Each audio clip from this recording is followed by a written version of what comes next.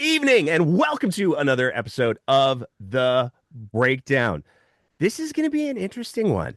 It's a panel. We're doing a panel discussion tonight. It is being recorded on, as he checks his watch, February 14th. It will be going up on February 15th. So, God willing, there shouldn't be any major changes between when we're recording this and tomorrow, but it is Alberta, so you never, ever really know. We're talking recalls.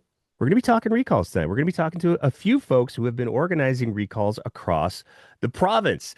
And it's going to be hopefully a little bit of a different discussion than what has occurred thus far. And with all of that being said, I am very excited to welcome to the program three folks who are organizing recalls for MLAs across the province of Alberta. From Medicine Hat, we have Holly Turnbull.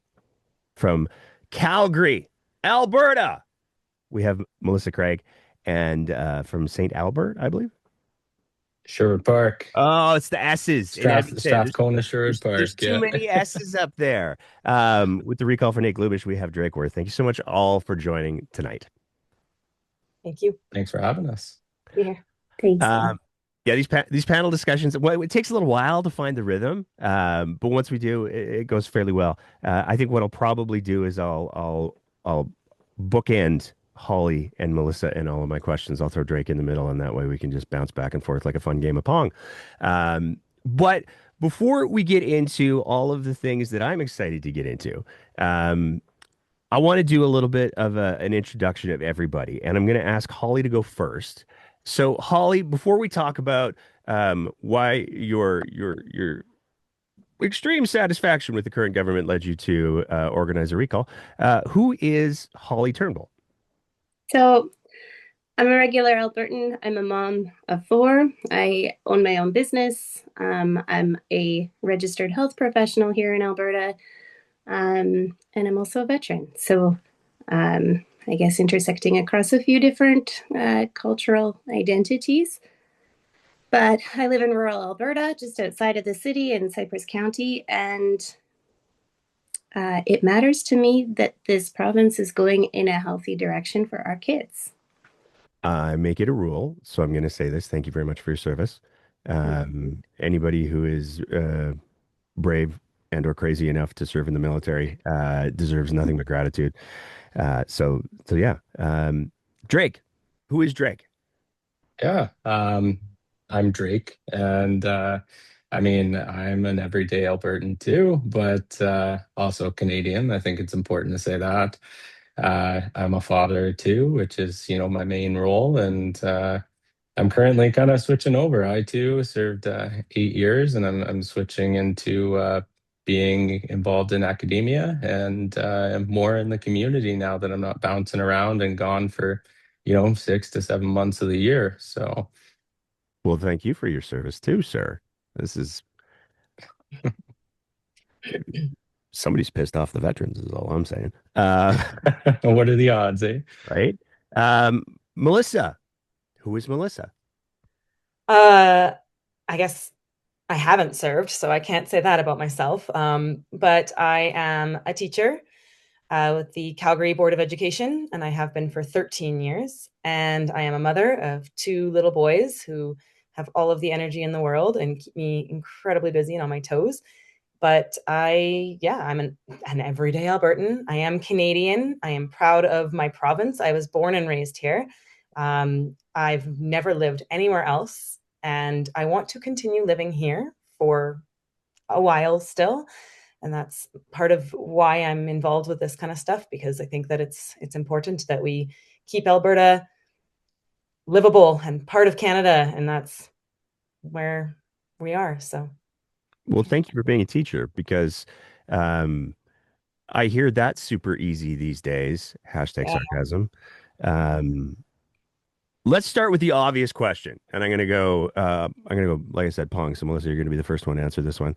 Um, y'all are organizing recalls. So first question, who put you up to this, Melissa? Was it the NDP or was it the unions? It was neither, of course. I know, right? Seems the obvious answer. No one put me up to this. This was all me This was, when teachers went on strike, and we were trying the ATA on behalf of teachers, and I am part of the ATA because I am a teacher who pays my dues to the ATA.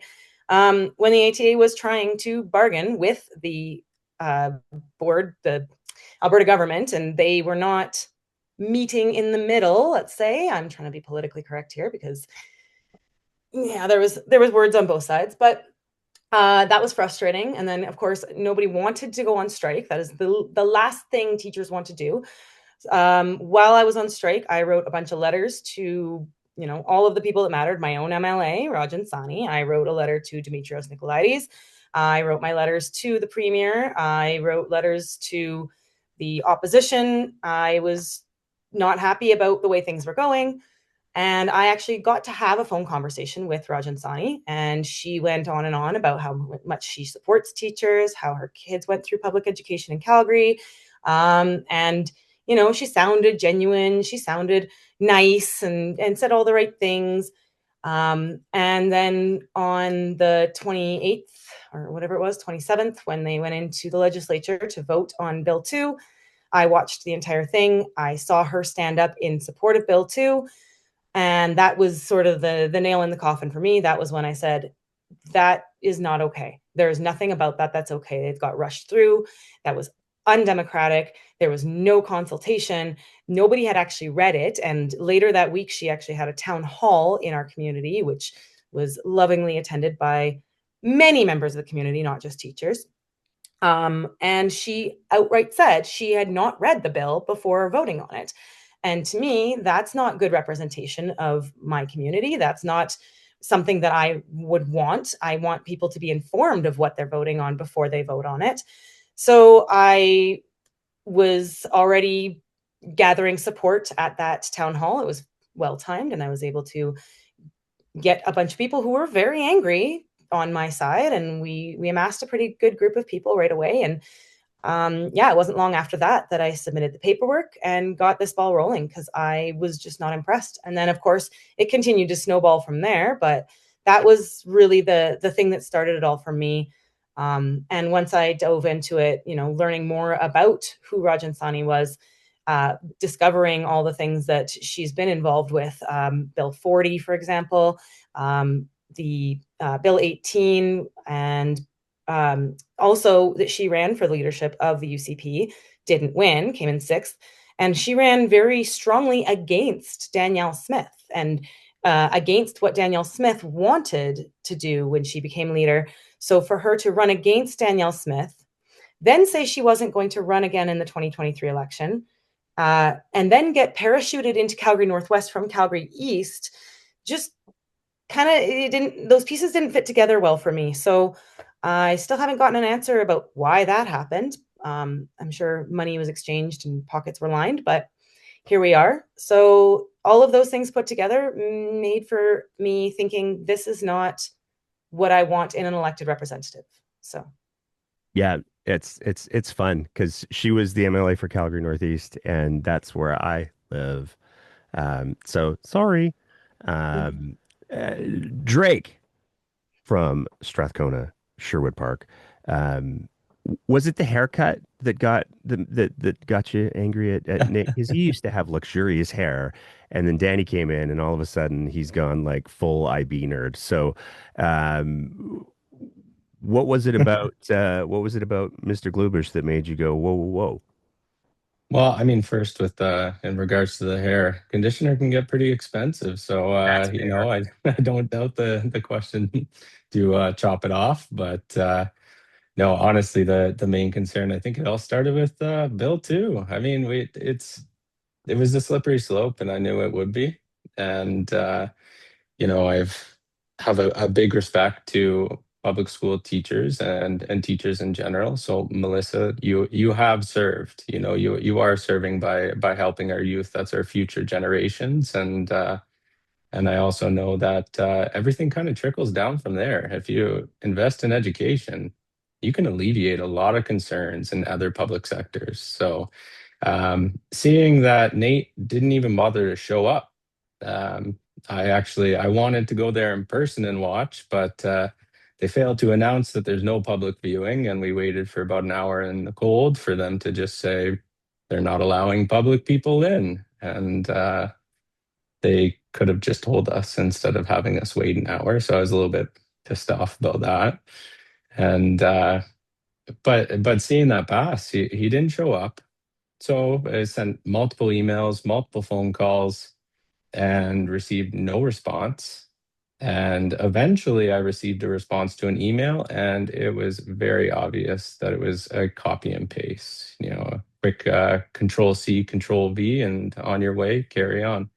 And that's not representation. And then after that, watching closely, I saw it unfold. They say, oh, we're only going to use it once. And, to it being, it's a tool in our toolkit. Well, I have a fire extinguisher under my sink. Doesn't mean I put my gas stove out with it every single time. So it's a poor excuse in that area. But even moving forward, I started to see that there's more people who have the exact same concerns. Copy and paste emails, no replies.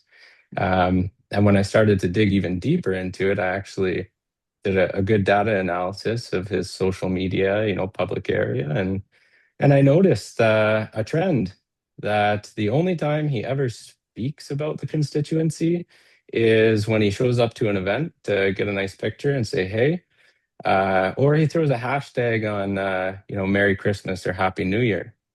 Other than that, it's all about tech and innovation, which I realize he's the minister of, but it's, you're an MLA first. And to represent a constituency, you have to be out there involved. And I figured Nate just kind of needed a lesson in how to actually do things and how to be involved and how to talk. So we've just kind of tried to lead by example, get out there, have some good conversations, and show them what being part of the community actually is, and just hold them accountable. It's pretty silly. I used to, I used to be in the army, and we would get performance reviews quite often. I mean, even heck, working at Walmart, you get a performance review, a couple times a year to say, if you're on track or not, or if there's any changes that could be done. Our MLAs get a performance review every 4 years. Well, four That and a half. doesn't make sense. Yeah, four and a half. It doesn't make sense. We should have opportunities within those 4 years to be able to say, hey, you're not doing what we think you should be doing, representing us. You're doing the opposite there. And I think it's really important to reignite that connection after COVID. A lot of people, we kind of went down into our little caves, and communication went online. And I think we really need to reignite and have that communication face to face, people, and respectfully disagree with people. Keyword respectfully, because all I see when I watch the legislature, and I usually say it's a bunch of monkeys throwing poop at each other, and it's all about the other monkey. It's not about the problem. It's just basically crapping on each other, and I don't want to sit there and watch that. I want to see solutions. So, I mean, I could go on and on about it, but I think it sums it up pretty well. It's this is going to be an interesting little exercise for me because like clearly you're not a fan of Mr. Glubish. He and I share a first name, so it's like Nate doesn't know how to communicate. I'm like, oh, um, um, I just got to say, I don't know how the lead got buried on that one. Because hearing your story about when you went to the legislature to see Bill 2, like here's the reality of that situation. A veteran showed up to participate in democracy, and Danielle Smith locked them out in the cold. That is not like what? Um, but I also really, really appreciate that you brought up the community piece because that's something that I'm going to try to talk about a little bit later. Holly, you're up next. So I've been tracking the changes in this province for a few years. What prompted more detailed tracking on my end is actually in the mental health realm. So everybody recalls, back in 2022, there were whisperings of an introduction of legislation that would permit forced treatment in mental health facilities in our province. And I wanted to know everything about this and what was being proposed, under what evidence-based research was it being proposed, or if this was simply another ideologically based effort. And since then, specifically last year, so I met with Justin Wright in February of 2025, and that was one of my first questions for him, was because all we could really piece together was newspaper articles from different media releases, followed by the effort seemed to be quieted down with very little public support, and actually after significant public outrage at the suggestion until February. So I met with Justin one-on-one. That was one of several concerns that I had brought forward. And I wanted to know specifically if this was still in the plan or on the agenda for his government. And he laughed and he said, no, that's not something we're considering at all. And days later, it hit the headlines and they released what I refer to as the Uncompassionate Intervention Act, which allowed this government with Bill 53 to strip Canadians of their charter right to life and liberty. And so that was followed very quickly by a local town hall where I confronted our premier and Justin Wright with the question of, under what evidence-based research are you removing charter rights from other Albertans? So interestingly enough, under the Mental Health Act, we already have legislation that allows us to force individuals in treatment if needed for their protection or the protection of others. There's lots of reasons why that's not implemented in any kind of method that is to brag about. There's room for improvement, I'll say that, in that legislation. However, to go from that to this new legislation, what it essentially does is it allows this government to license facilities to force individuals into treatment facilities. So you get picked up, you're forced into having an assessment, you could be forced into treatment, and there are significant loopholes within that piece of legislation that don't really give a definitive bookend on that. So the other half of that is they're not required to hire regulated health professionals. So we see the accountability decreasing. They're also not required to offer evidence-based care. And that's huge.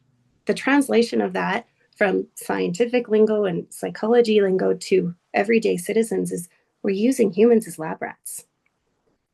So fundamentally, I had an experience where someone I care deeply for sought medical attention, and they were in a medical crisis. They needed urgent, emergent care.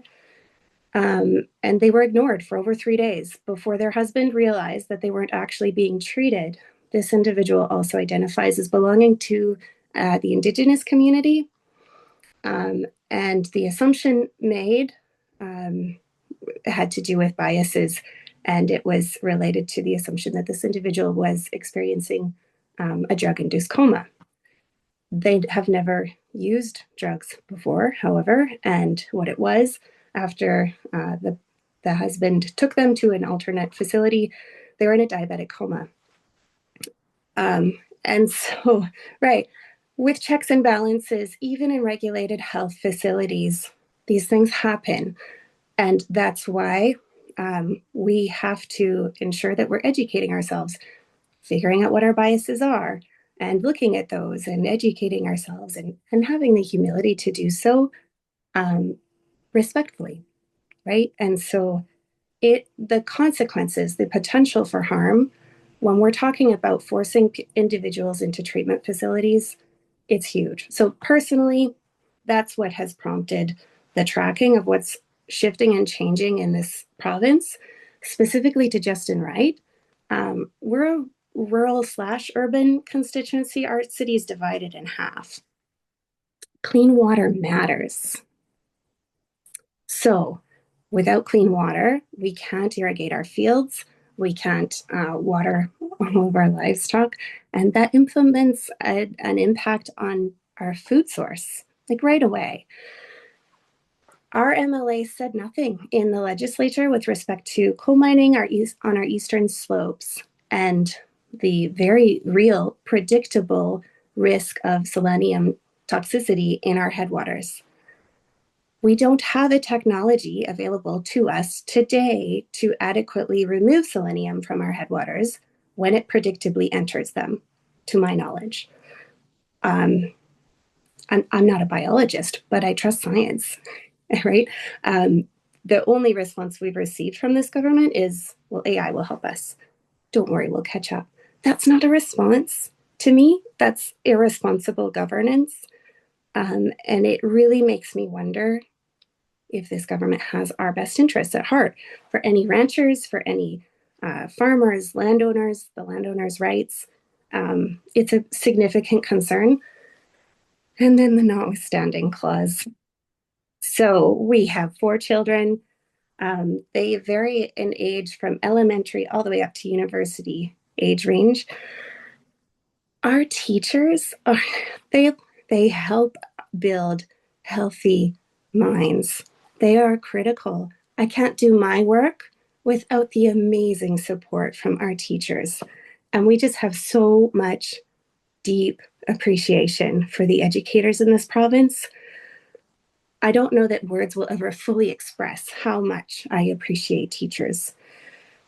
They really do make a difference. So for this government to have gone outside of labor legislation, which again already allows a legislative tool to force individuals back to work, that already exists. We didn't need to use the notwithstanding clause.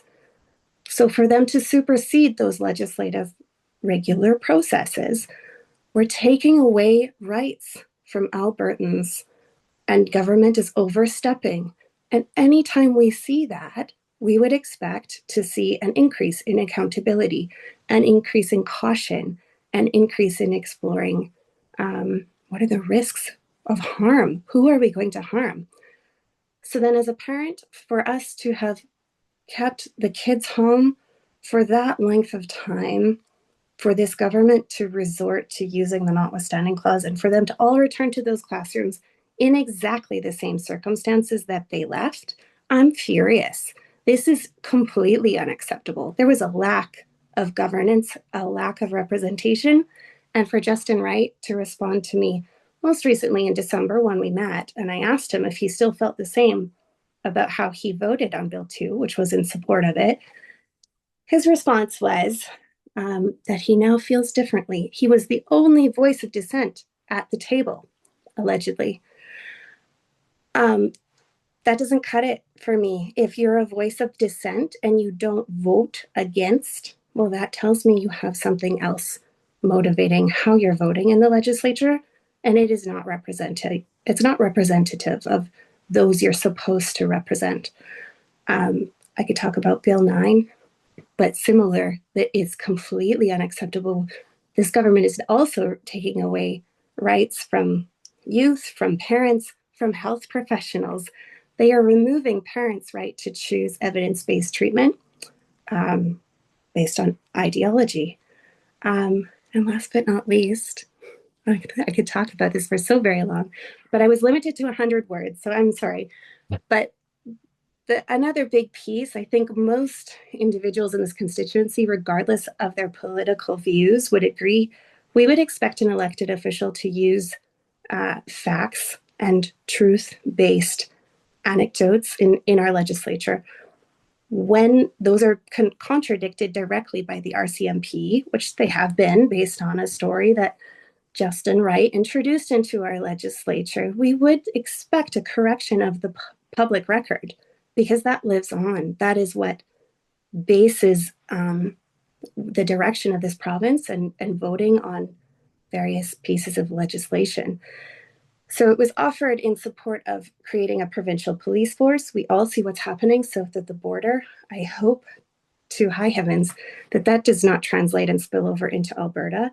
but also based on what the direction of the legislation and the shaping of the way forward that I'm seeing, I don't know why we would expect it to do anything other than what we're seeing unfolding south of the border. For context, and just to make sure I have this right, the comment that you're referring to from Mr. Can I call him Mr. Wrong in this context? Because I feel like that works better. He was referring to an incident where there was a request for police service, and he not only misrepresented the call type, but he misrepresented the response time. And certainly, when we're having a conversation in the province of Alberta about whether or not we want our own ice force, I'm sorry, police force, it is important that we have that conversation based on things that are actually happening, not fairy tales that Justin Wright tells himself before he goes to bed. Not saying, just saying. Um, Thank you all so much for Yeah. that. And I think the thing that I want to sort of, and please correct me if I'm wrong.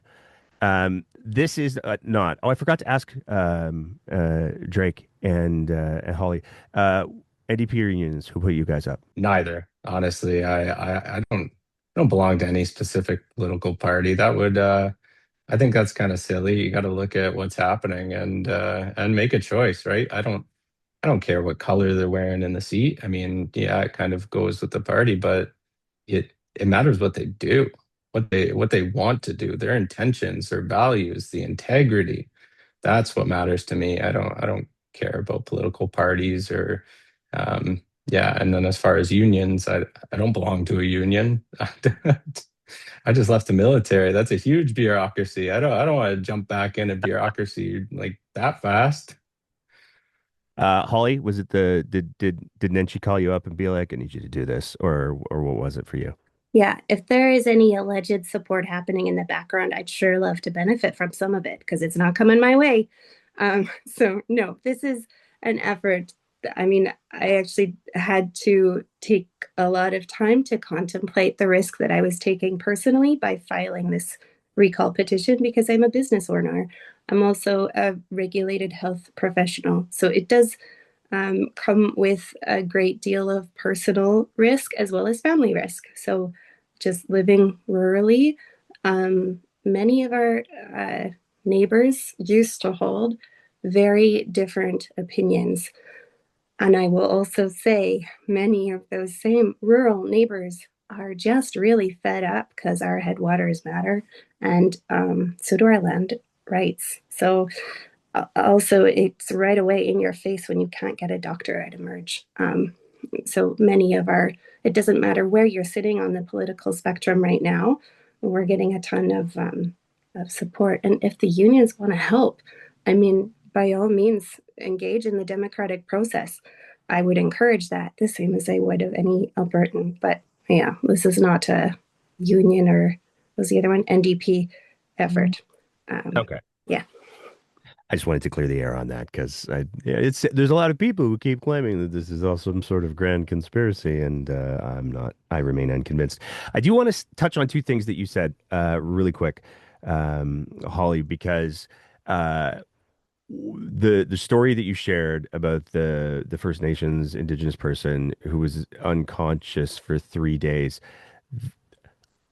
I I don't know if you saw me cringe when you said that, but like, I don't, I can't even wrap my head around that. And like from a medical practice standpoint, and I'll put my paramedic hat on for a sec, but like when you've got somebody who's unconscious, there's certain things that you check like right out of the gates.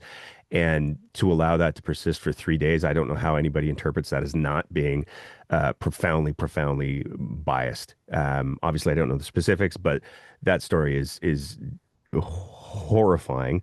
Um, and on the forced treatment part, um, that's very likely going to be one of the things that we're seeing coming up in this legislative session. The execution of that, no pun intended, maybe a little bit, but in a sad way. Um, and it's definitely ramping up. I mean, we've been getting some jarring DMs just this week about there are social work and policing agencies, I'll use my terminology carefully there, who are already compiling lists of their problem people that they want to scoop up and ship off, which is some dystopian level bullshit as far as I'm concerned, and deeply, deeply horrifying. Um, so put that out into the ether as well there, because there's no shortage of things to be alarmed by. How's it gone? And I'm going to go back to you first, Holly. What has the reception in your community been like? I don't want to hear. I'm not going to play the game of, well, how many numbers do you have? What percentage are you? Because that's boring to me. It's largely immaterial. Because I'm looking at the legislative calendar for the next year, anyways, and I'm pretty sure we're going to see an election in October. But that's just me speculating. But how has it been going? What has been the response like? What are people in the community saying? And the big thing that I'm interested in hearing, I'm going to run the board with all of you, is has this been an opportunity for people to get a little bit educated? Because I know there's a lot of people who almost take pride in not engaging in politics because it is such a uh, feces throwing exercise. But have you been all been able to have conversations with people where there's sort of been like a wait, what moment for people? This is such a great question. So we knew coming out of the gate, meeting the target for numbers was going to be a stretch. So it was never about meeting that target for us throughout this effort, I guess. It has been, how do we bring back our community to have these discussions with one another? How do we build community? How do we reconnect through our shared community values?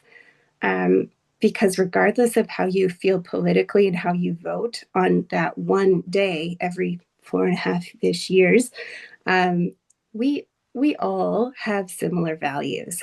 So, I want to start by sharing something else that Justin said to me in that December 2025 meeting. Was he said that it was highly unlikely he and I would ever agree on anything. And I corrected him right away. And I said, I'd have to respectfully disagree on that. We both have kids. Both of them are growing up in this community. All of us want the best for our children. We just may have a very different idea of how we might get there. And so there was at least a recognition on that point that we were able to agree on. I am really enjoying the conversations that we're having with individuals who, there's so much anger in this community. But when we're able to meet them with a level head and just, that we're not actually here to stir up trouble. I think the sentiment that was shared by our MLA was that we're abusing the use of this recall act, right? And that prompted a kind of a domino effect of anger and frustration. And accountability matters. Representation is kind of the whole point of him holding office and representing our constituency. And so once we remind individuals that, the whole point of this petition is to ask that our MLA represents us and the issues that matter to us living in Cypress Medicine Hat constituency, the conversation shifts almost immediately. And they're like, okay, let's talk about this. Like, yes, absolutely. Let's talk, because that's where we start to get real progress and change on matters that are of consequence. Something else that a lot of people are unaware of is during that December meeting, Justin referred to the notwithstanding clause as a tactical nuclear football, and compared it to the president's briefcase that he likes to carry around for them to deploy as needed. And that tells me two things. The use of that language tells me they understand that the impact will be nuclear.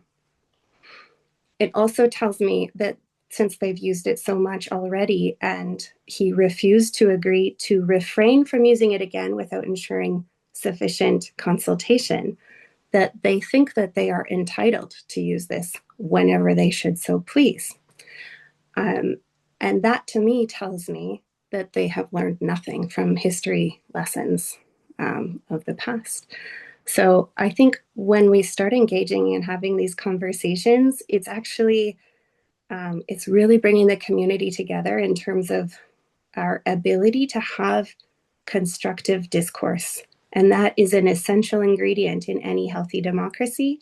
And without it, we see communities and entire countries become divided. And my heart breaks for what I see happening for my friends who live south of the border. It's not happening there. And we've got to get ahead of this here before we see it unfold. I love that you talk about the shared values because I do think that's true. I think that the division that we see is a function not of shared values; it's a function of flawed data sets. To make it really geeky, I know, like I care a lot about my kids. I also know David Parker cares a lot about his kids. Um, I think that there are many things that I would look at that have informed David Parker's beliefs where I would go, oh, but that's not real data. That's not real facts. It's not. And I think I love the bringing it back to the values piece because I think and the community piece because I think that's so important. And I think that there is a real conversation to be had around the responsibility of elected officials to preserve the integrity of those data sets. So when Mr. Wright, that's gonna be my bit for when I talk to you. When he is demonstrably sharing false information around policing, he is failing in his responsibility to ensure that people have the most accurate data sets by which they can engage in these value conversations. It's misleading people, and I think that that's a very valid reason to say I do not like the job you're doing, sir, because you're lying to people. Drake, same question. What are your thoughts? Yeah, I mean, as far as engaging and talking, I'll be honest, I think many of us too, I've felt the weight and the pressure to quit. These bags, they've gotten bigger and more defined over the last couple months, and I have wanted to so bad, and but the thing that really brings me back is I go out and I spend some time in the community. I go do some door knocking or do a table, and every time I'm say invited in for a cup of tea, and I sit down, I listen. I actually listen to the stories that people have, the experiences, what they're going through, um, and then when I leave and I see that, there's at least a little glint in their eye that maybe wasn't there before, and that gives me the energy I need to continue. And it's honestly, it reminds me that I have a duty in the sense that I created this petition. So I have a duty to every single person who has already signed so far to continue to uplift their voice and continue to try to have them represented to the absolute best of my ability. And the feedback and the conversations that are happening in the community are amazing. There's definitely been some people who are surprised and they don't really know what's going on, and I don't fault them for that. I used to live off the ignorance is bliss kind of idea because I had the privilege to live off that idea. But I've also realized that not everybody has the privilege to just, ignore it because it's directly affecting them in so many significant ways. And so part of that is to continue to use the privilege that I have to try to uplift those voices and really help. Because I've been in times, I've had the times where you're putting food on the conveyor belt, they're scanning it through, and you put your debit card in before you could check your balance and everything on your phone. And I didn't know whether I was going to eat. I'd have to take some things off, and people are looking at me. I'm holding up the line, but I'm trying to afford the food that I'm going to have until my next paycheck, or to not pay rent so I can eat, and then scramble to try to find what I can do to pay rent. And during those times, if I had somebody who came in and said, "Hey, I want to hear what's going on with the what problems you have," and if I can help, I will, and if I can't, at least I'm here, and that can make a world of difference. That can change the trajectory of somebody's life. And so that's, in my mind, what our politicians should be doing too. Is, especially our most vulnerable population, which the majority of the laws they've been passing affect the vulnerable population who may or may not have an outlet to speak up for themselves, or even, and they should be there. They should be down there talking to them. They should be having that cup of tea, not with, their buddies who support them. It should be the opposite. And what has surprised me and just absolutely boggles my mind is that every good leader who I have been with or I've seen, when somebody has a concern, and this isn't even a concern that's like life or death. If somebody has a concern in the workplace, they take the time to sit down with the person and they go, "Hey, I hear, you might have some issues with the way I'm doing things or the way things are going. Talk to me about that. Can you tell me what's going on, and let's move forward together collaboratively and see what we can do." And I've just experienced radio silence. I have no idea why Nate has not just reached out, or why he hasn't, come to a signing location and just said, "Hey, I see what you're doing, and I really want to sit down and hash this out. Let's figure out how we can improve moving forward." And it's not happening. So in my mind, that's just crazy. But community wise, people are starting to they're starting to wake up and see that, hey, I can't necessarily be ignorant anymore and still be blissful. So I love the way that you frame that, man, because to me, like I've always, I shouldn't say I've always, I've for a few years now, sort of been operating under the notion that the democracy is a living thing, and it's kept alive by the engagement of the electorate. And when the electorate check out, that's where, I don't know, maybe some parasites latch on to democracy, and bad things happen. Melissa, how's it been for you? How's the community reaction been for you? I mean, like I know a little bit about your area just by nature of the fact that we live in the same city. It's a fascinating part of the city for a lot of different reasons. How's it been? Fascinating. Yeah, that's a great way to describe it. I went into this with quite a bit of optimism. I, from the get-go, was feeling like, you know what?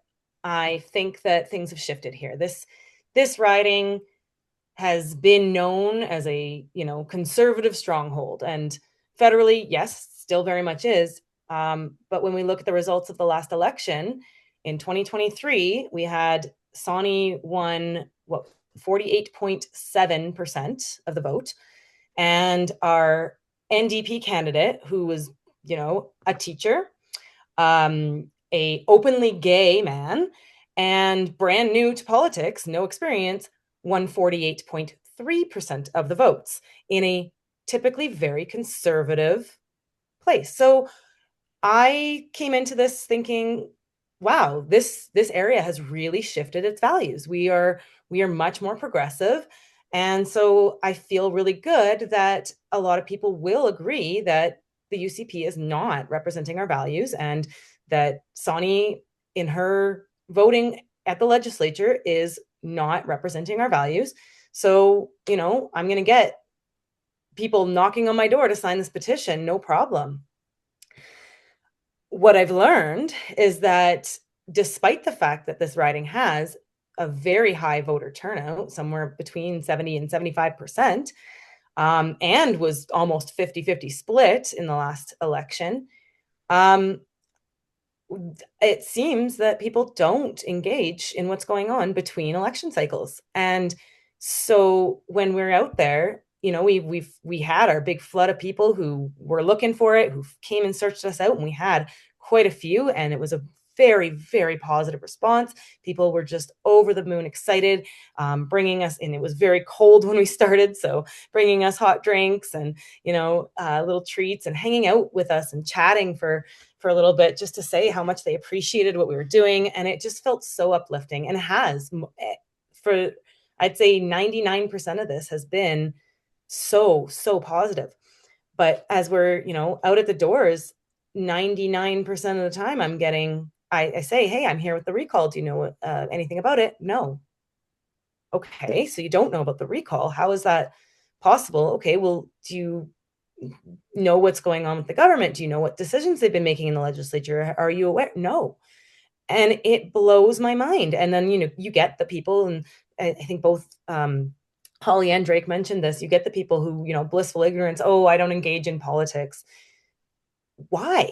Right? Like, we know that it's our civic duty to vote, and that's how democracy works. So obviously this area, 75% get out there and vote because that's our role. That's what we're supposed to do.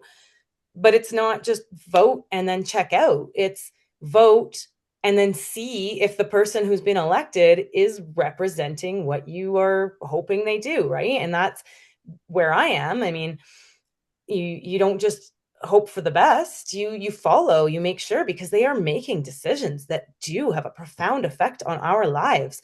Healthcare is something that even if you are very healthy, you could get in a crash tomorrow in your car. You never know when you're going to need emergency services, and hopefully you don't. But if you do you not want to make sure that those things are being supported and that the funding is there, and that we're addressing problems like wait times for things? And so when people say I don't engage in politics, I just can't help but think, then why do you vote? So that you do engage in politics. So when you vote, how do you determine? Is it just at that point you do your little bit of research, or is it a party alliance? Like you vote for the party you've always voted for, which we do know happens a lot in this province. And I'm from a very conservative family. I am from a family that, I think the saying they would vote for a fence post if it was painted blue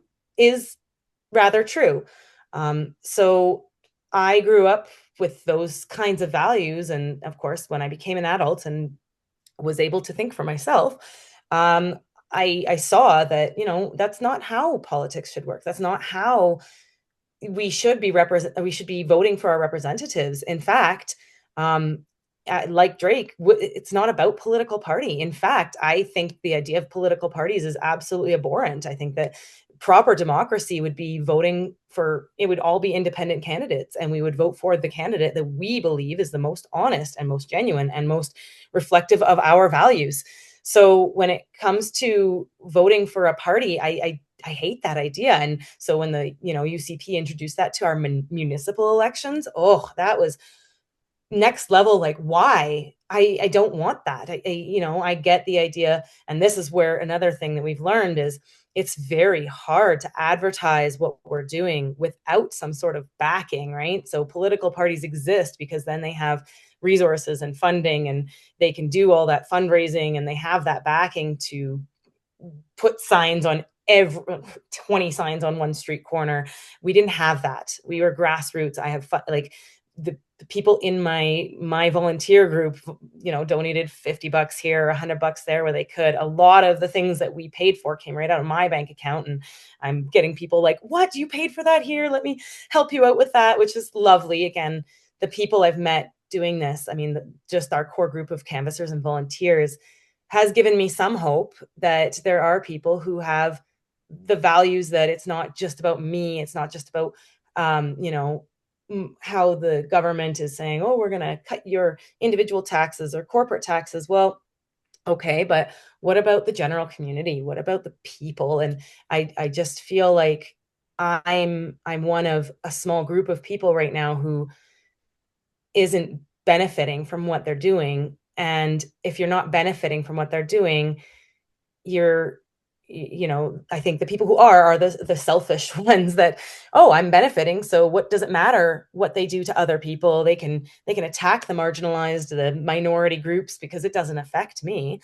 And I'm not marginalized. I'm, a cisgender white female. I just, I'm female. That isn't the white man thing, but honestly, I have a decent amount of privilege the way I grew up. And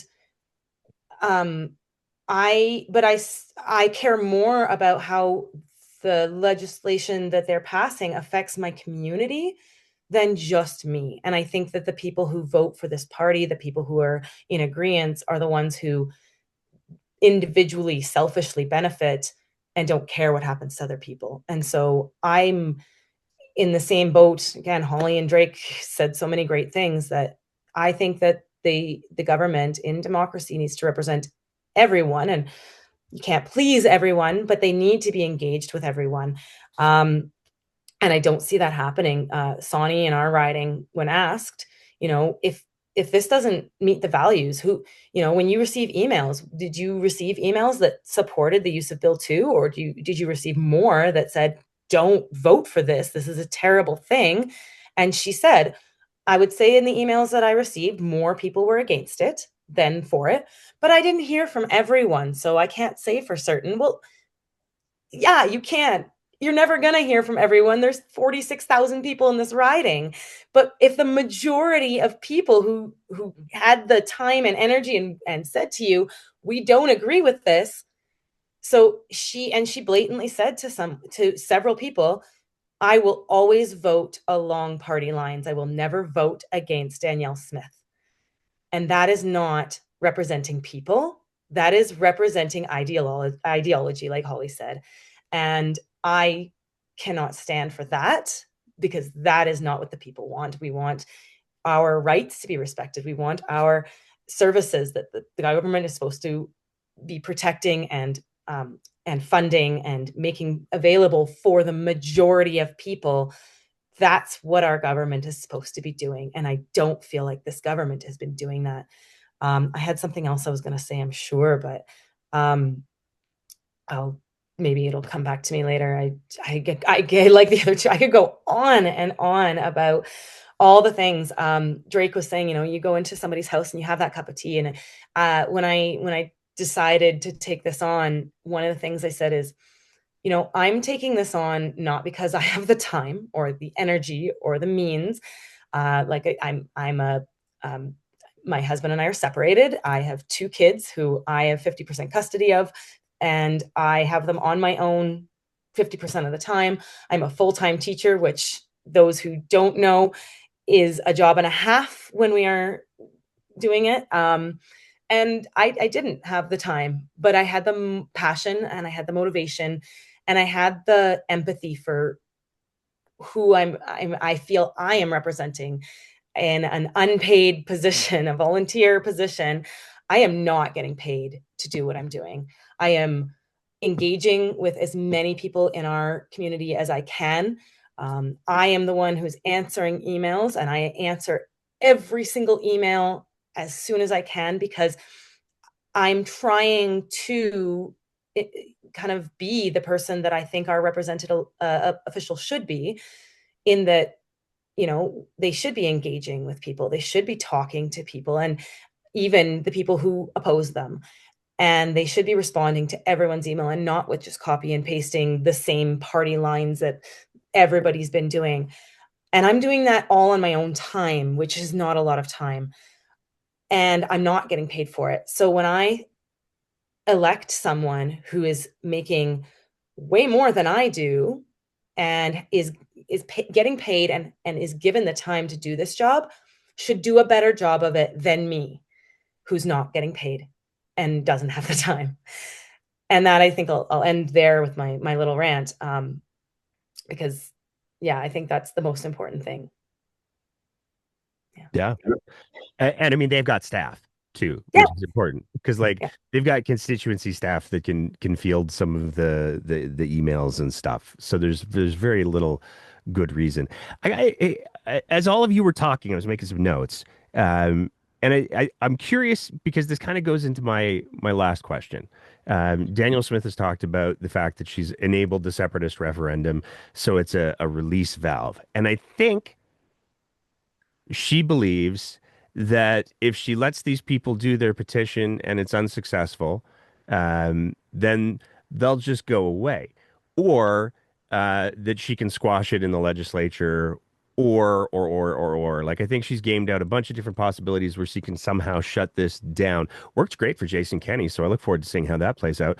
But one of the things that's striking to me is, like, I think so much of this goes back to COVID, in that pre-COVID, things were relatively stable. In the pre-interview, we were talking about the fact that when the breakdown first started, we were like, what are we going to talk about? We better find something. Because it wasn't the term that I coined last week, the bullshit buffet. It wasn't that every single day. Um, COVID happened and it destroyed a lot of people's sense of stability. And I think that there's a lot of people who are on the more extreme end of things. I'm trying to find a nice word. But when we get into the land of chemtrails and WEF, I don't know that that's a very, very flawed data set, is what I'll say. And I think that there's a lot of people who sort of fell into that because there was so much instability during COVID. And I think that Daniel Smith and Rob Anderson and their whole little Jolly Pirate Nixon group did a very, very good job of going, hey, we've got this incredibly activated group because of the instability of COVID. We can ride them all the way to the legislature. Let's do it. And I think that one of the unintended consequences of that is they use that opportunity to create a space for their bullshit agenda, whether we're talking about the forced treatment, whether we're talking about the use of the notwithstanding clause. I mean, anybody who I think recognizes and uses a metaphor to describe the notwithstanding clause as a weapon and then goes, and that's why I picked up the gun. I have some questions. But I think one of the unintended consequences of this could be that because they've destabilized so many other things, they've destabilized healthcare, they've destabilized education.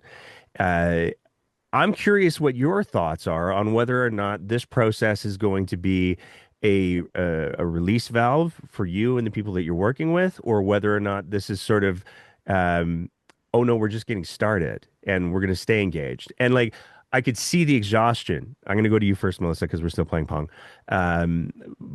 But I could see the exhaustion in your face as you were talking.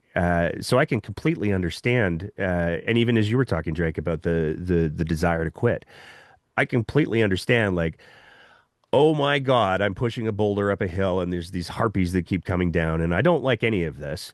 Um, what are your thoughts? Is this something that you're gonna hopefully you take a break? Hopefully it's on a slightly smaller scale than an entire political campaign that you're organizing. But I'm gonna start with you, Melissa. Is this just a release valve? Are you gonna walk away and be like, to hell with this, or is this the beginning of something for you? I'm gonna sort of take what you said there, an entire political campaign.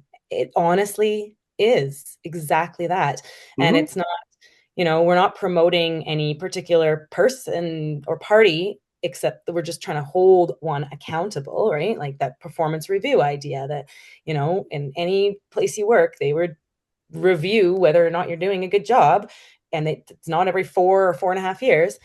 But this recall has been essentially a political campaign without the backing, the funding, and all of those things that go along with the political campaign. Um, so it's been a political campaign and then some, because again, nobody here is getting paid for this. This is all volunteer. Any donations have gone right into paying for, flyers to go out, or signs that we put up in the community, or, printing constantly papers and things. So yeah, is this just a start? Absolutely. For me, 100%. Um, I got into this because I couldn't sit back and just let that I couldn't let it happen. That couldn't be the end. That was not acceptable to me, that they just, through signed off on bill 2. I got sent back to work, and that morning I went into my job as a teacher. I went into the school and I was like, okay, I'm here, I'm doing my job. This is, a job that I love, I care so much about. I'm here for these kids 100%. That's why I'm here. And it was those thoughts that I broke down. I just bawled my eyes out because I felt so defeated that I just spent the last 3 weeks out in the community at rallies, wearing my red sweater that I'm sure needed to be washed a few times because I wore it every day. I fought tooth and nail for these kids. I didn't vote for a strike because I didn't want to be in the classroom. I didn't vote for a strike because I was being greedy. Honestly, the salary part of it was very small for me personally. Do I think that teachers should keep up with inflation? Yes, but there was so much more to supporting these kids, and I've seen just so many kids fall through the cracks in education because I don't have the capacity in my classroom to support them. I don't have my school that I work at, we have 700 students, and we have classes at all grades that are around the 30 mark. My class this year is 27 grade sixes. I have, 5 students who are EAL, which means English language learners, that, I have to adapt work for them or create ways that they can engage in work so that when they listen to a lesson and I'm up there teaching, they're listening to a Charlie Brown adult, right? It's want, want, want, because they don't understand everything I'm saying. So I have to make sure that they're not getting left behind and that they can learn English. And we don't have somebody in our school to do that with them. So I have to go then afterwards and, either print translated materials in whatever different languages.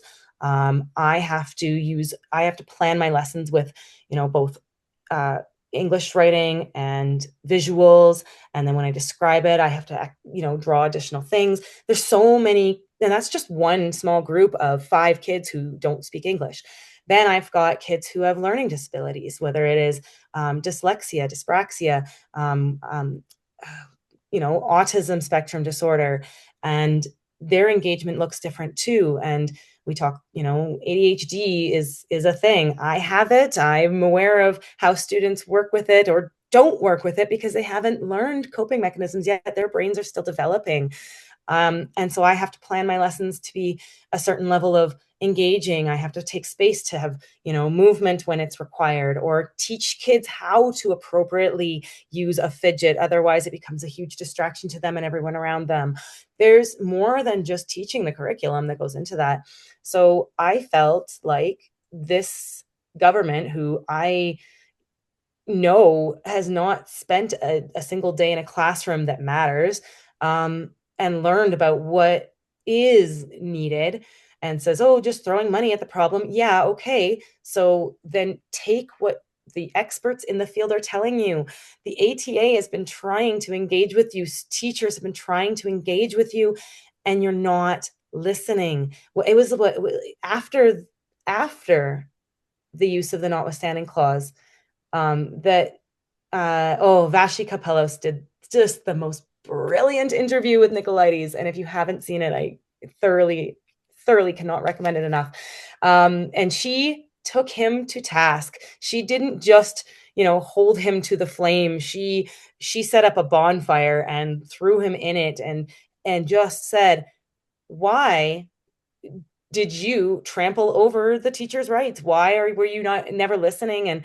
And his response was, oh, I was just looking at something yesterday about, the BC agreement that teachers that in BC. And it's like, how are the Minister of Education and you're just looking at this now after the fact, that's your job.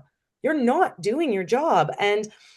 And so, yeah, I am going to stay involved. I am going to keep holding our representatives accountable. I am going to take a little break after this recall because it has been exhausting. And yeah, I am exhausted. I've been trying to make sure that I'm there for my volunteers and doing a lot of coordinating. In retrospect, I see now how I might have done things differently. Do I think that would have led to more success? Maybe, but I also see now, like, getting people involved and getting people engaged in what is going on is a task, and it's not one that just one person can do. It takes an entire village and then some.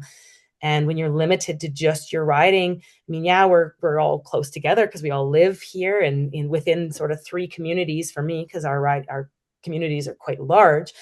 But I can't imagine having to engage rural communities. So good on the two of you who are much more rural and in Calgary. I mean, I have 3 communities basically. They're huge and they're very compact, but even that has presented a challenge. We have a lot of multifamily dwellings, like apartments, and we couldn't get into them. We weren't allowed to go talk to the people within these apartment buildings because you have to have permission from the board of directors or whatever it is. And we would email our boards and they'd say, no, we're not doing anything political. We can't take sides in a political thing. Well, don't you think that people should be aware of this, though? It's not about being political. It's about awareness, about engagement, and people should have the choice whether or not they want to engage. Whether you agree with it or not is not the point. You don't have to say you agree with it. You're giving somebody the opportunity who otherwise might not have it to engage in something outside of just an election time, or that's still relevant, and maybe they just don't know the information. And it's not about me being able to say, oh, Sonny is a terrible person because, but just, hey, I'm doing this thing because I believe, and I have a group of people, and that was the line I used when I was door knocking, was we are a group of people who believe that this government is not doing the best job of representing our community. Here's what we think, and you don't have to agree with it, but here you can take this information and you can go find information to support it or not, or use this to determine your values about what's going on. And does this align with your values? If so, then maybe you want to consider signing the petition or engaging in other ways. It doesn't have to be. So a lot of people didn't want to sign because they didn't know. They didn't know what their values, how their values fit in with what the government was doing. And so I said, okay, well, then maybe you need to read this. Maybe you should be figuring that out. And so, yeah, I will very much stay involved and continue to hold government officials accountable for what they're doing, and engaging my community to make sure that what we elect is what we want, as best as we can, and that the decisions being made are in our best interests. I hope that answered the question. I think it is. I love the dig on naked ladies, because to me, the presser that they did this week, where he was like, "Hey everybody, look, here are the average classroom sizes, and you can have a lot of fun with average classroom sizes, but the K-3 ones are like 35% higher than what the government's own recommendations were." And for him to be like, "And it's so reasonable. We have no problems with class sizes." It's just like, man, you were just doing an amazing job of just being dishonest. Um, it's bonkers to me. Um, but yeah, no, it definitely is a political campaign. There's no question about that. Drake, same question for you, sir. Yeah, about the good old release valve. Wow. First, I'll start by saying I think she's got the wrong word, because she so happens to have the wrong word for many things. And no, it's not a release valve. It's the floodgates opened, and I mean it's ridiculous because you also see, like, say Angela Pitt. She was saying the small fringe minority of left-wing activists with dangerous ideological views. Well, go research what ideology is, because you're the one with the dangerous ideological views. I have values and morals. That's what that is, not ideology. I don't have all the answers, and I'm not going to pretend like I do. But I have values and morals which I stand by. And when I see that and other people is getting trampled on and mislabeled and vilified, well, I'm sorry. I don't want to live in a place where you can't have values. That's ridiculous. And openly start talking about those values in a respectful way. So it's definitely not a release valve. I I have ADHD as well. And when I signed up for this, it was a bit of an impulse. I was mad and like, let's do it. And it was 2 days after I submitted, I think. I'm laying in bed and I'm like, holy crap. Like, there's no going back. Like, I signed up for this, and I have to represent. Like, I gotta, have something, light a fire under my own butt, and keep on going. And and I don't regret it at all. Actually, I've learned and I've grown in so many different aspects. I've gotten to hear perspectives from so many different people, and also I've realized the importance of being involved there. Like I said, I did have that ignorance previously, a couple of years ago, and it's just recently that I've been getting involved, and um, it's amazing. It's community is awesome. Like, we need it, and you're right. COVID didn't really help. It kind of withdrew that community aspect, and people are you can see it's getting taken advantage of. Um, and I don't want people in leadership positions that they represent 70 some odd thousand, 70,000 people or so, or whatever, how many you represent. I I don't want to see them taking advantage of those people. I want to see them stopping the people who are trying to take advantage of those people. That's where it should be. And so, yeah, I got to take a small break, maybe get 7 days of sleep or something here, and but I want to continue on, and through the campaign I've been doing. Um, I've actually, it's funny you mentioned data sets, because I dabble with technology quite a bit. I stay up to date. So I had people know what a scraper is. I had an internet scraper go and give me all the data of Nate Glubis in September 2025 for Facebook, Instagram, as well as X, Twitter should be.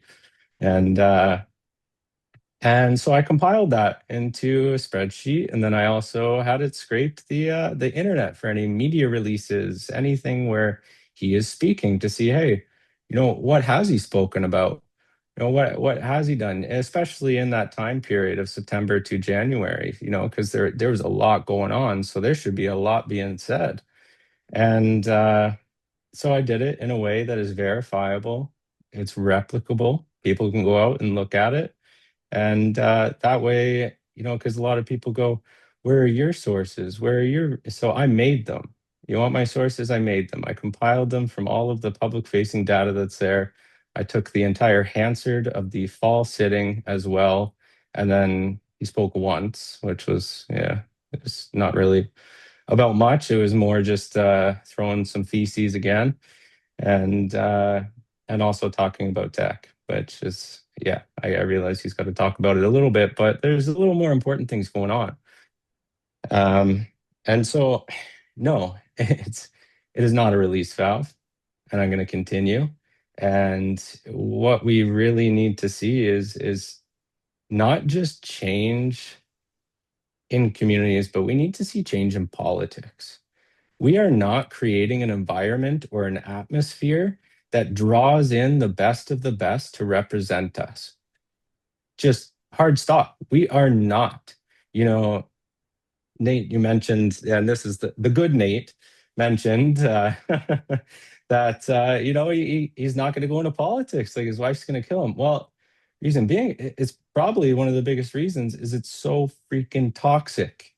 It's dangerous at the moment in some ways. I mean, it takes away some time from your family, which is really important. And I've been asked that, like, why am I not running? And I say again, too, my wife would kill me, because she would. I mean, I'm surprised she hasn't yet, with the the amount of time it takes to do these recall petitions. But I don't want to go into an environment like that. I from when I served in the military, their atmosphere is dated. It's not keeping up with the things that it needs to keep up with, as far as making, valuing people, and also making the most use of the people that they have. And I got vilified when I was in the army. I got to say it called disabled, useless, non-deployable, because I got medically released. I suffered an injury that they had to release me. Well, my brain didn't stop working.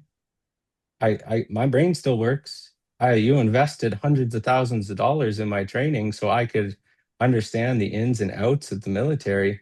And now because my body doesn't function exactly how it did before, you're gonna just throw me out, which I get. It's, you want deployable people, but in my mind, when that happens, not everybody goes. So I fought against the decision that, because I had some bad leadership and I fought and it was tiring. And it was, like sending huge stacks of memos and evidence to Ottawa for them to make a decision. And I was going up against somebody who is multiple ranks ahead of me. And that's when I learned that, you know what, it doesn't, you got to stand true to your values. You got to stand true to that and you got to fight, even though it's tiring. You got to try with every ounce that you have. And I was lucky that it didn't go necessarily, it wasn't a waste of time in my sense, because there were some people with a decent head on their shoulders in Ottawa that said, hey, we'll keep you a little bit longer because we can't. And I think it just goes to show that the people that we say are leaders, like MLAs, I think they need to take a bit of a class before they take that seat. Really understand what leadership is. The things that you need to do to be a good leader, and also get out of the freaking echo chamber, because that, yeah, it's a comfortable spot, sure, but you're isolating yourself from other voices, but also all of the other beauty that's out there in the world. You don't like they you got to get out there and experience. You have to talk to different people, and especially when their views oppose you, because I want to hear the side of your story. Why do you think so passionately about this? Like, let me hear what got that passion in there, because I want to understand. Maybe I'm missing something. And you have to take that time, and it gets me angry. But anyway, and it blows my mind because Nate is talking about technology and innovation constantly. Well, how about you start innovating these systems within our government? How about you start, using that background that you have, and the power you have within the technology sector? Why don't you make a way where you can compile accurate, verifiable data sets, like using the system that teachers have right now, a provincial system, secure logging in, to allow any teacher to put any type of concern into a form. It gets sent in, gets compiled, and put into a report. Now you have 51,000 professionals that are doing the job of what? I don't know how many people are on that stupid education board that they're creating, task force BS. Is they have a task force, 51,000 teachers, where it would be pretty dang easy to implement a small thing on that website where they can input what's going on in their classroom. And then you can take that and see, hey, what are the patterns here? What can we do? And you didn't even hire anybody new to do it. You used existing resources. Oh my goodness. Yeah, and you didn't have to Because pay. yeah, exactly. Nothing above and beyond there. And it blows my mind. And do the same with doctors and nurses too. It's very easy. The systems are already there.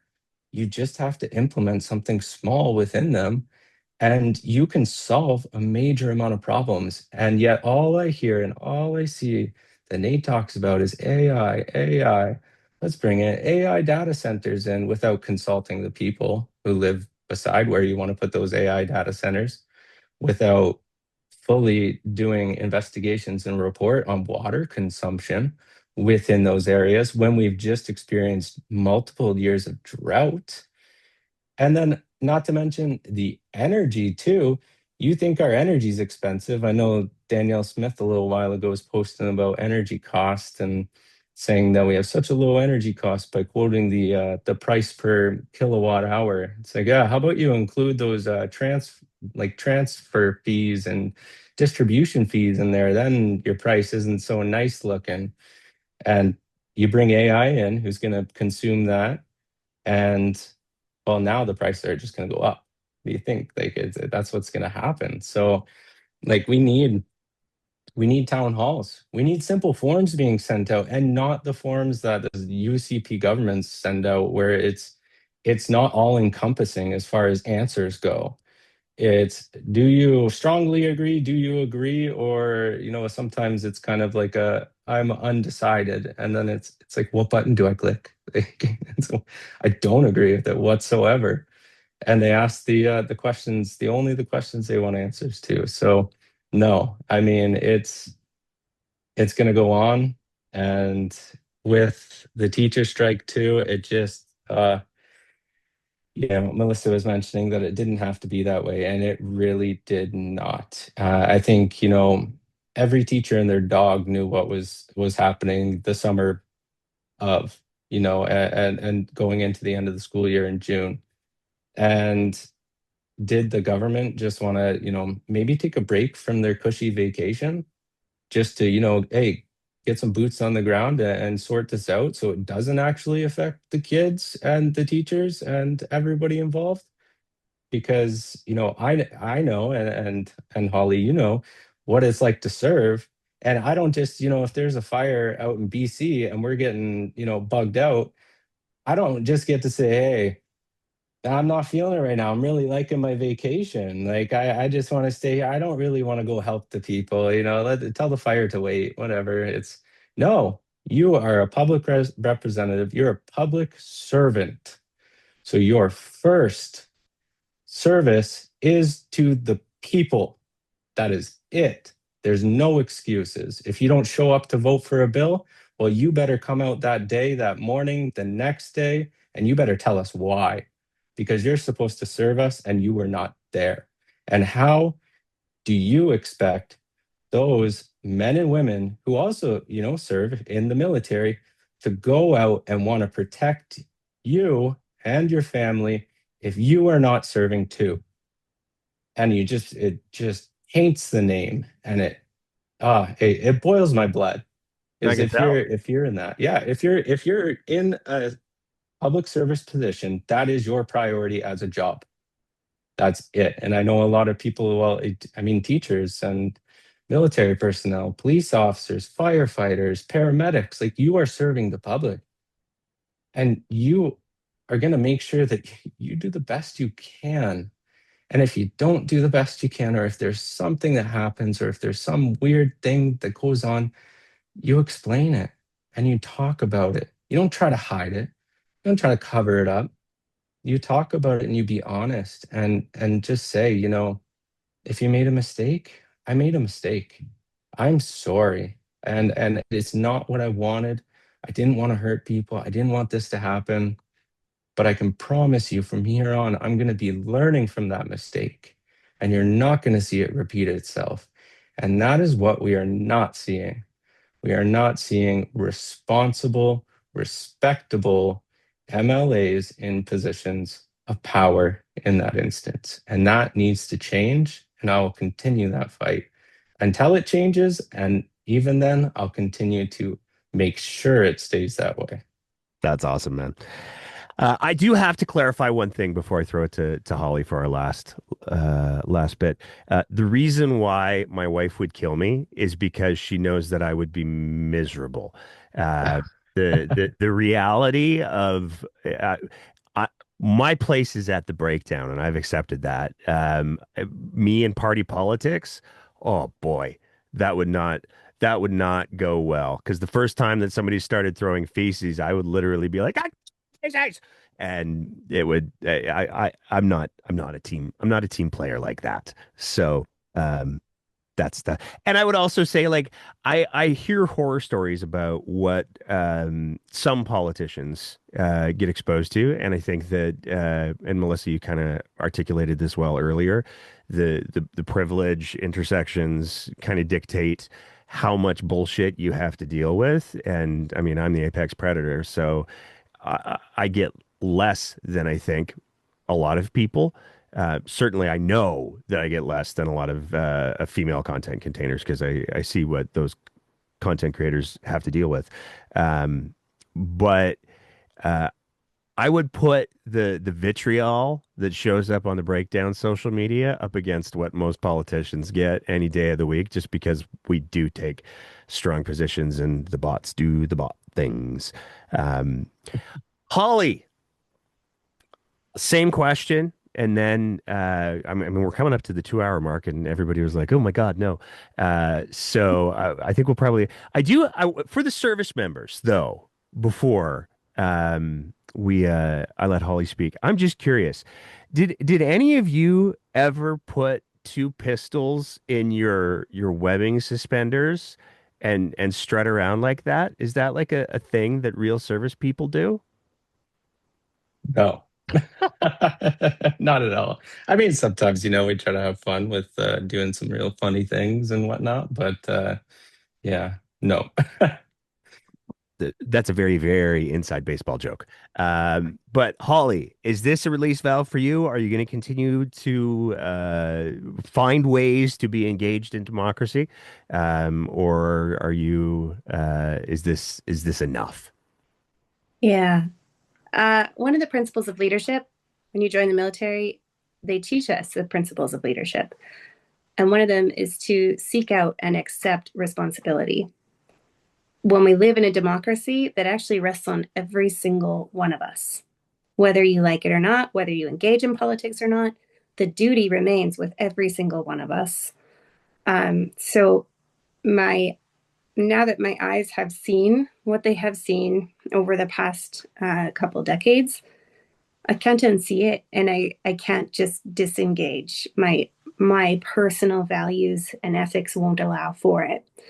That being said, the weight and the toll that this takes, it's not negligible. It is substantial, and our second oldest is graduating this year, so I'm absolutely going to take some time to step more into family, enjoying my family while she's home.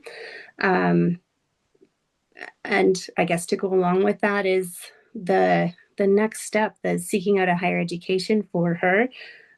Given what's been happening in this province, she's actually moving out east to seek that higher education. So it makes every single day between now and then that much more precious and that much more of a personal sacrifice that I am consciously making to hold this government, well, specifically this MLA, accountable. We talk about a pressure release valve. I mean, anybody's ever tried canning? Or if you have an Instapot, I guess lots of people have that now. Why do we need one? Right? In order for there to be a need for a pressure release valve, previously there's a buildup of pressure. Perhaps instead of focusing on, well, we'll just let off some steam, this government should be asking themselves, what have they done to create an environment in which there is a significant group of Albertans feeling like they are under pressure? Because wherever you sit on the different issues that we're talking about today, I think every single Albertan is feeling the tension in this province. Every single Canadian is feeling it right now. And it's not okay. There is no need for our community to be living with that level of ongoing tension and stress. It's completely not okay. I want to share a story. Absolutely. Cut me off if you need me to stop talking, because I might go on. But I went grocery shopping. So my son had several hockey games one weekend. He was wiped. He's in the U13 division out here. He plays for the love of the team. He's never been a strong player, but he loves the team. So he was completely exhausted. We needed some quick groceries, and I didn't want to leave my petition sheets in the car. So I brought my couple of clipboards in, just whatever, they're like gold to me. So I'll bring them in with me as I'm grabbing our groceries. The cheese lady, I'm going to call her, asked me about the clipboards and who's that name on the top of that clipboard? Who's Justin Wright? Well, that's our MLA. And she goes, what's an MLA? And I explained to her what that was, what his role was, to which she wondered, if your petition is successful, then what? happens. Well, then it goes to a by-election, and then we get to hopefully elect an MLA who will represent all of us and our interests. Well, who's going to pay for that was the next question. So, okay, great question. So that will come out of taxpayer funds, but in my opinion, it's actually more costly for us to not acknowledge all of the waste that's happening in this government. And the response was, look, I'm collecting a pension and I can't afford one single more dollar to be going towards unnecessary things. And I look at my son, he's like white in the face. He's dead, tired. And I'm like, okay, we're not going to go anywhere in the next 5 minutes. And I need to put him first. So I said, that's fine. Luckily, we live in a democracy where you get to have whatever opinion you have. And I wish you a great day. And turned and moved towards the till because my boy was starving. I didn't find out when we exited the building. My son says, and that was a really nice lady, Mom. And you can hear the sarcasm in his voice. And I didn't really know, like, what of that are you aware of? He's 11 years old. Like, how do you interpret that interaction? It wasn't until the drive home where my husband shares, he was a few steps behind me. And after I stepped away, I don't have the best hearings. I was in the artillery, but I had stepped a couple steps away. She looks to my husband and she goes, all we need to do is get rid of all the criminals. And I do mean get rid of the criminals, which my son saw.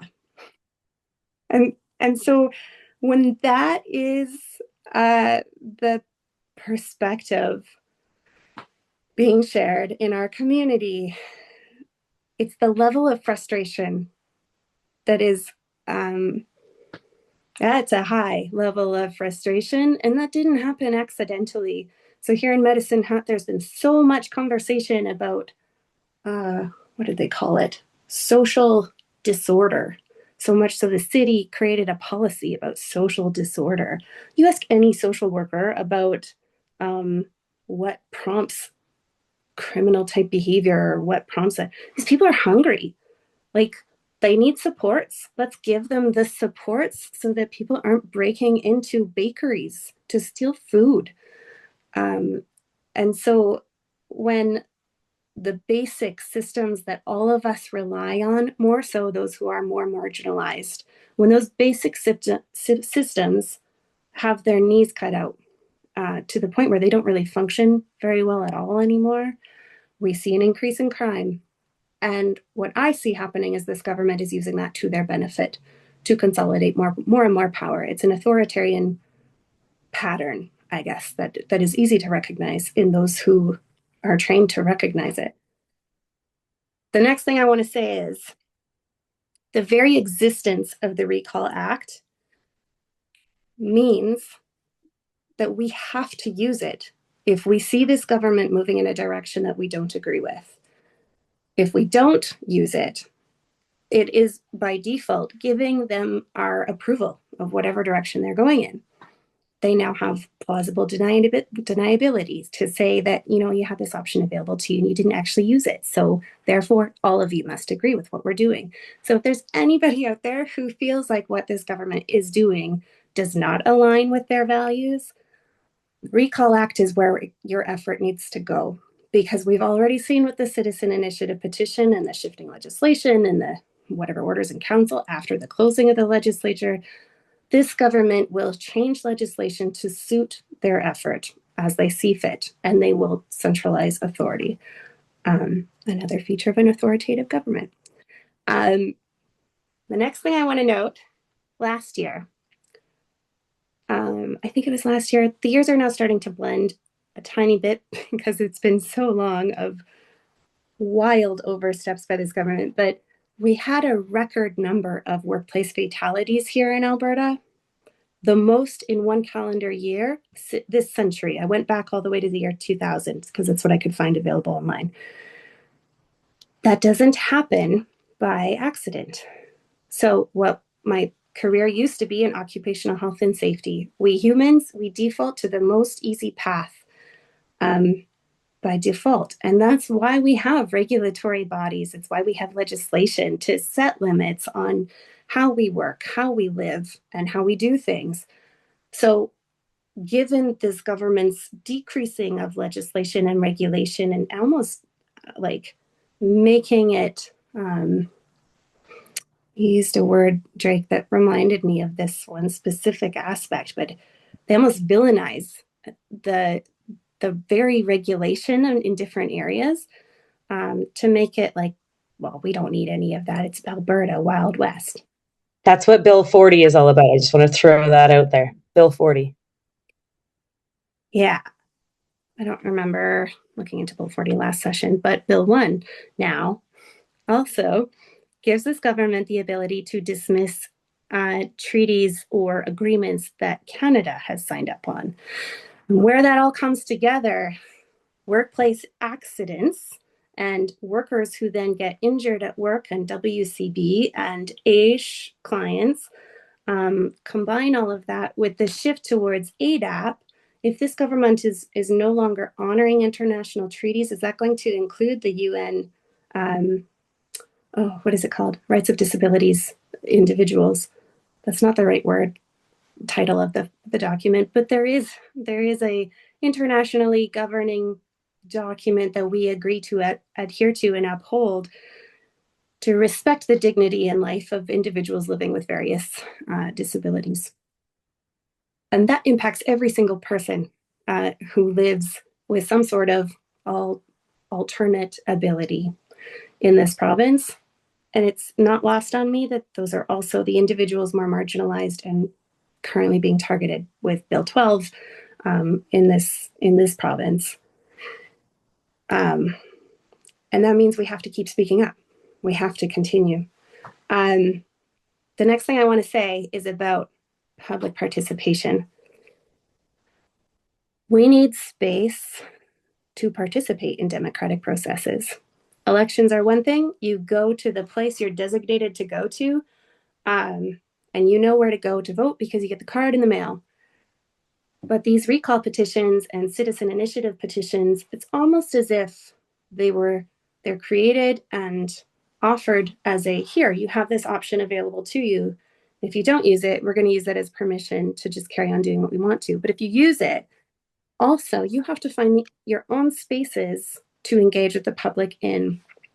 There has been a huge educational effort in Medicine Hat and Cypress County to really fine-tune and learn what is a public space, right?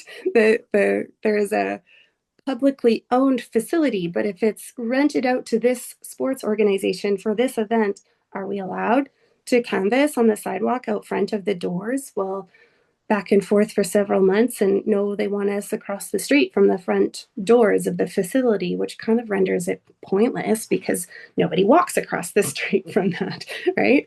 And so what ends up happening in so many circumstances is security is sent out to talk to our canvassers, and the canvassers don't like conflict. And we also have a code of conduct to uphold. So many times that just means that they leave and they try to report back, like, this is what happened. But the problem is every single time that happens, we are sacrificing our charter right of freedom of expression. Those are the very spaces where democratic participation happens. It needs to be done respectfully, of course, and we don't want to disrupt anybody from going to enjoy their game or, attending a public college. However, we do need space for this to occur, because otherwise it renders the whole process ineffective and inaccessible. I also want to talk about conservative values. Because conservative values to me, it's fiscal responsibility. I'm sure there's a lot more to it for other families, but to me, that was the main draw for many years. And I considered myself a conservative for many years because of that, until I looked into what they were actually spending money on and how it was really unhelpful for our family. I was a single mom for several years, and It was not helping us at all, like making things exponentially more difficult, actually. And our MLA is earning six-figure income plus over $70,000 in expenses to carry out his duties to represent all of us. And that just, I mean, over 70 grand in expenses. How many parents do you know that make do on less than half of that for an annual income, and somehow they manage to raise 3, 4 kids off of it? Like, we can do better with so much less. That's Canadian military motto, maybe also. However, another thing I want to touch on, so COVID, we really, really did see rights interrupted, limited, and in ways that were unprecedented. I think it's important to acknowledge that many of us were happy to make those sacrifices for the better of all. However, the cost of making those sacrifices for some was much, much greater than for others. And when we talk about system change in occupational health and safety, there is a need for reasonableness. There is a need to make sure whatever measures that we're implementing to address some sort of inequity or imbalance or hazard and risk, that it actually matches what's happening on the ground and the people and the environment that those people are working in. And what we saw happen with COVID was, well, here is the direction. We're applying this blanket across every single environment in every workplace, and all of you will do this one thing. In any mechanism of applying hazard assessment, that's not how it's done. Like, it's just not.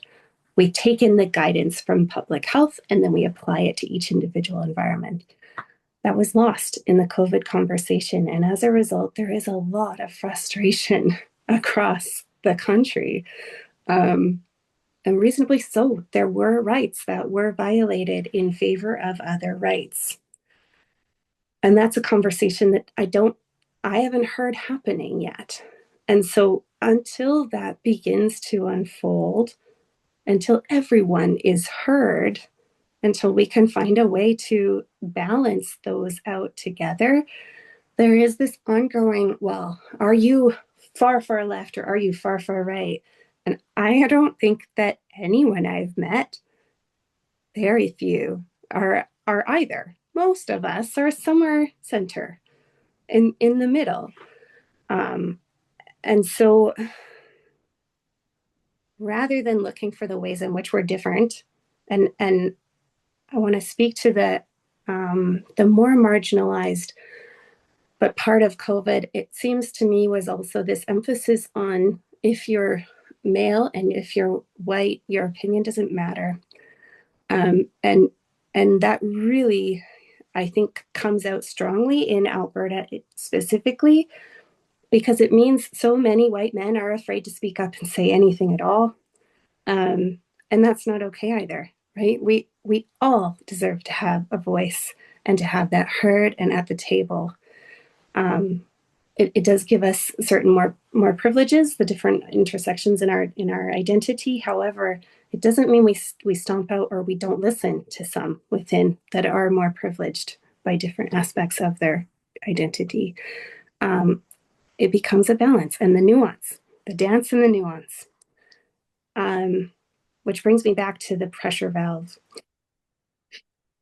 We can capitalize on our differences to motivate a whole group of people to move strongly in one direction. We know from psychology that that's true.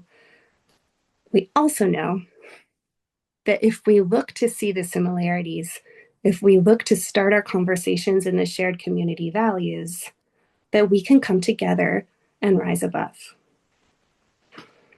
So I'm not done. Yeah. Okay, that's No, I love that. And I do think that there's nothing wrong, to be clear. I do think that there's nothing wrong with acknowledging that COVID sucked. It sucked for everybody. I think there's no question that there was a lot of moral injury that occurred to the general population, because on one hand, we had certain premiers saying, hey, everybody, you're not allowed to do these things. We're totally going to do these things ourselves, though. And I think that it's a failure of leadership. I think it's an abdication of responsibility, and I think that's where a lot of the harm came from.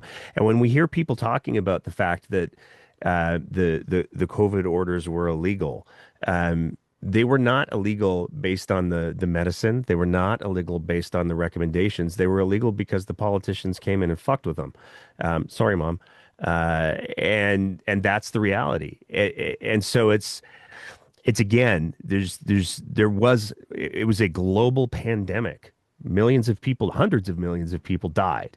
Um, it was not fun. And I think that it's okay to acknowledge that.